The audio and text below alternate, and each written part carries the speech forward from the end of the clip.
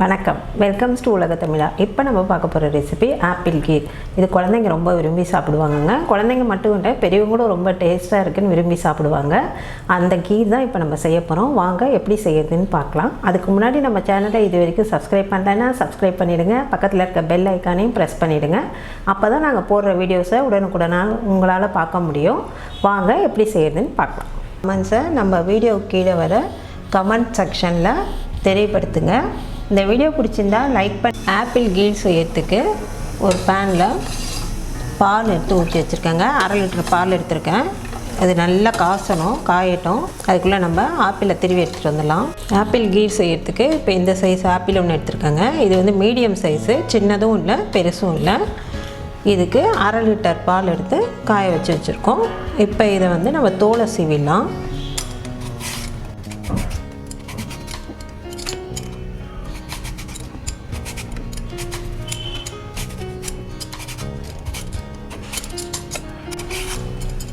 நல்லா தோல் சீவியாச்சு.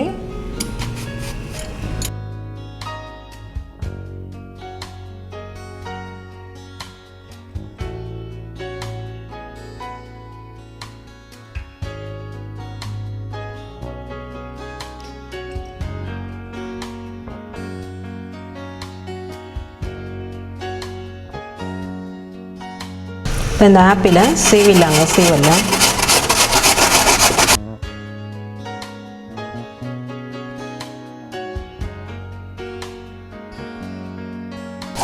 நல்லா ஆப்பிளை திருவி எடுத்தாச்சுங்க. அவ்வளோதான். இப்போ இந்த கட்டையை நம்ம போட்டுடலாம். இப்போ ஆப்பிள் திருவி எடுத்தாச்சுங்க. அடுத்தது நம்ம பாலை காய்ச்சிடலாம். இப்போ பால் நல்லா கொதிக்குது. இதை நம்ம ஓரத்தை தள்ளி விட்டு நல்லா சுண்ட காய்ச்சிடலாம். இது அப்படியே காயட்டும். அதுக்குள்ளே நம்ம ஆப்பிளை வதக்கிட்டு வந்துடலாம். இப்போ ஒரு கடாய் வச்சுருக்கேங்க. அதில் கொஞ்சமாக நெய் சேர்த்துடலாம். இதில் முந்திரி பருப்பு, இதுலேயே பாதாம். இப்போ இது செவந்துச்சு. இதை எடுத்துடலாம். அடுத்தது அதில் லைட்டாக சாரப்பருப்பு, ரொம்ப லைட்டாக போதும். இப்போ இதையும் எடுத்துடலாம். ஏன்னா அது கசப்பு எடுத்துரும். திருவி வச்சுருந்தோம் இல்லைங்களா, அந்த ஆப்பிளை போட்டுடலாம்.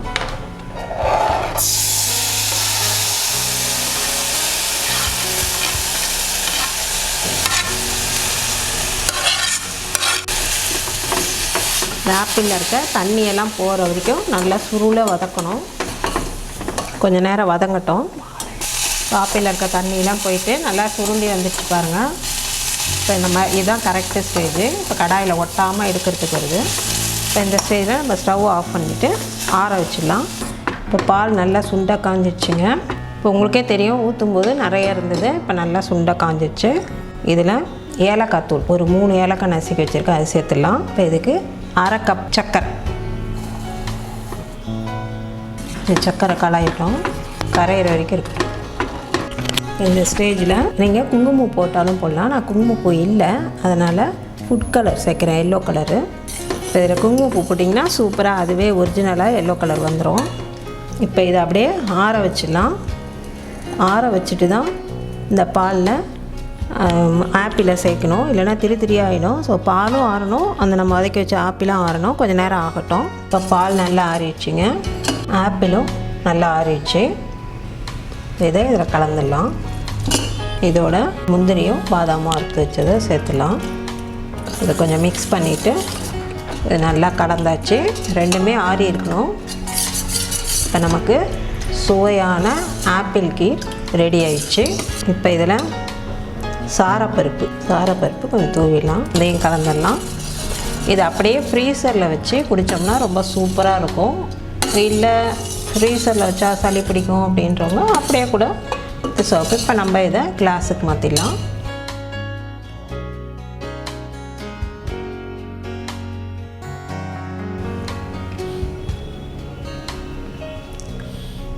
ஆப்பிள் கீர் சூப்பராக ரெடி ஆகிடுச்சிங்க.